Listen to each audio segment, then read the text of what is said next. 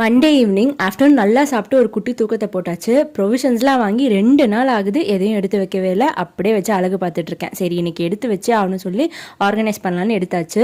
Weekly 1 டே வந்து இந்த மாதிரி ஆர்கனைசேஷன் கிளீனிங் வேலைலாம் வந்து பண்ணிட்டேன்னு வச்சுக்கோங்களேன். அந்த வீக்கே பார்த்தீங்கன்னா கரெக்டாக ஆர்கனைஸ்டாக போகும். நமக்கு அப்படியே கொஞ்சம் ரிலாக்ஸ்டாக இருக்கும். ஃப்ரூட்ஸ் அண்ட் வெஜிடபிள்ஸ்லாம் பார்த்தீங்கன்னா வீக்லி வாங்குறது தான். எப்படியாவது ஒரு 2-3 காய்கறியாவது நான் அழுகி போக விட்டுருவேன். ஹஸ்பண்டை செம்மையாக திட்டு வாங்குவேன். அதனால நான் என்ன பண்ணுறேன் அப்படின்னா, இந்த வாட்டி என்னென்ன காய்கறிலாம் இருக்குன்னு லிஸ்ட் அவுட் பண்ணி ஃப்ரிட்ஜ் மேலே ஒட்டி வச்சுட்டேன். ஏன்னா ஃப்ரிட்ஜ் உள்ள போயிடுதா, கண்ணுக்கு தெரிய மாட்டேங்குது, மறந்துடுறேன். அதனால இந்த வீக் இந்த லிஸ்ட் எல்லாம் பார்த்து எல்லா காய்கறியும் குக் பண்ணி முடிச்சுட்டு ஹஸ்பண்டை நான் ஒரு நல்ல பொண்டாட்டின்னு அவார்டு வாங்கலான்னு இருக்கேன். அதுக்கப்புறம் அன்னைக்கு பார்த்தீங்கன்னா ஆவணியா விட்டம் பௌர்ணமியும் கூட. சரி ஈவினிங்கா பூஜை பண்ணலாம்னு எல்லாம் ரெடி பண்ணிட்டு இருந்தேன்.